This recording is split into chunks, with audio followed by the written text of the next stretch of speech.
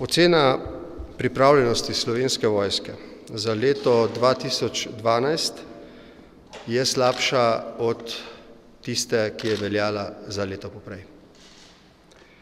Glede na nizko ogroženost, varnostno ogroženost Slovenije, pa ta ne vpliva na varnost naše države in ljudi. Odločil sem se, da bom tako odkrito, kot sem poročilo dobil in ga tudi pričakoval, od ministra in načelnika v enaki meri odkrito tudi predstavil javnosti. Mislim, da je to prav in da to poglablja zaupanje v izjave in odločitve mene kot predsednika in ključnih ljudi v obrambnem sistemu. Mislim, da je treba to oceno pojasniti, da ne bi povzročila kakšnega nepotrebnega vznemirjenja.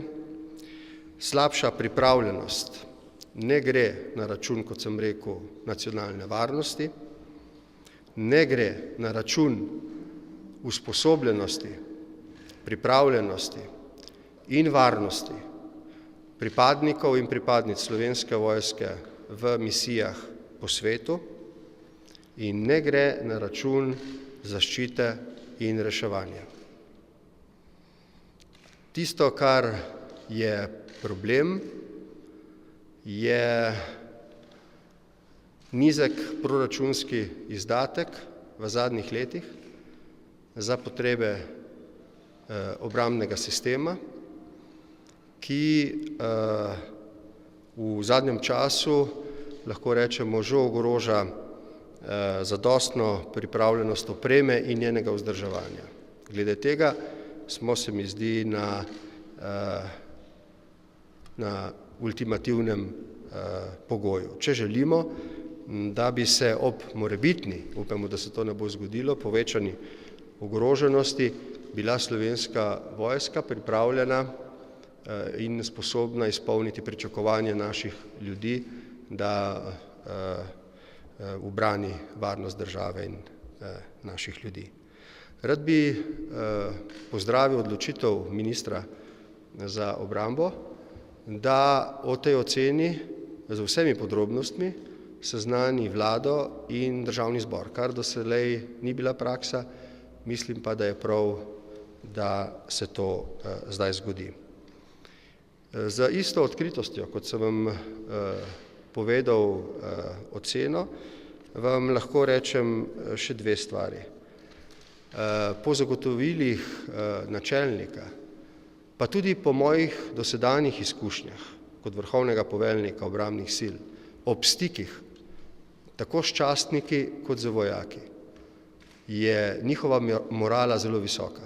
Zlasti glede na okoliščine, v katerih nenazadnje tudi pripadnice in pripadniki Slovenske vojske živijo in delajo. In ob tej priložnosti bi se rad zahvalil pripadnikom in pripadnicam Slovenske vojske za njihovo zelo predano in požrtvovalno profesionalno služenje domovini. V zaključku pogovorov sem kot vrhovni poveljnik dolžan dati nekaj usmeritev za leto 2013. Ti poudarki so: zagotavljanje varnosti pripadnikov Slovenske vojske v operacijah po svetu, usmerjenost v usposabljanje posameznikov in enot, dokončanje preoblikovanja Slovenske vojske, izboljšanje skrbi za pripadnike Slovenske vojske in, kot sem že enkrat povedal in se mi zdi zelo pomembno, za zgodnje vključevanje Slovenske vojske v primeru naravnih in drugih nesreč. Vi veste, da je glede tega doslej vladalo nekaj predsodkov, mestoma so bili utemeljeni, zdaj pa niso. Kadar in kolikor bodo za to pristojni ocenili, da Slovenska vojska lahko pomaga našim ljudem ima mojo usmeritev, da to tudi stori.